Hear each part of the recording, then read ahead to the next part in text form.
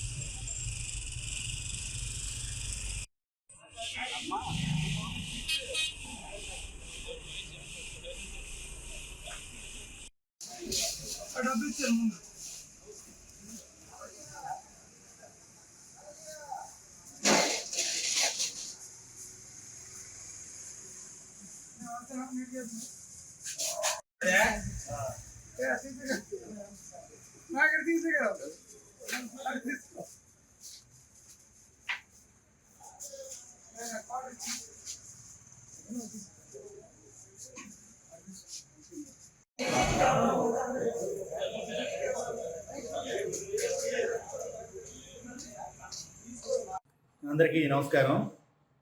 Palasa MLA Gouthu Sirisha గారికి మీకు సూటిగా ప్రశ్నిస్తున్నామా? పలాస నియోజకవర్గంలో మన కాన్స్టిట్యున్సీలో విచ్చలవిడిగా మద్యం ఈరోజు ఎంఆర్పి మీద 10 రూపాయలు, ప్రతి బాటిల్ మీద కూడా 10 రూపాయలు వేసి అమ్ముతున్నారు. ఇది ఎక్కడ న్యాయం? ఏంటి అన్యాయం? ప్రతి గ్రామంలో కూడా బెల్ట్ షాప్స్ విచ్చలవిడిగా ఒక్క బెల్ట్ షాప్ దగ్గర ఒక్క బాటిల్ మీద 40 నుండి 50 రూపాయలు ఎక్స్ట్రా వేసి తీసుకుంటున్నారు. ప్రజలకి ఇబ్బంది పాలు చేస్తున్నారు. ప్రజలు తిడుతున్నారు.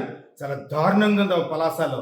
ఈరోజు దయచేసి నేను ఎక్సైజ్ డిపార్ట్మెంట్కి చెప్తున్నాను, ఎంఆర్పి ధరలు అమ్మకపోయినా లేకుండా తక్షణమే బెల్ట్ షాపులను ఏరివేత చేయకపోయినా ప్రజా ఉద్యమం చేస్తా, ఎక్సైజ్ పోలీస్ స్టేషన్ ముట్టడిస్తా అని హెచ్చరిస్తున్నాను.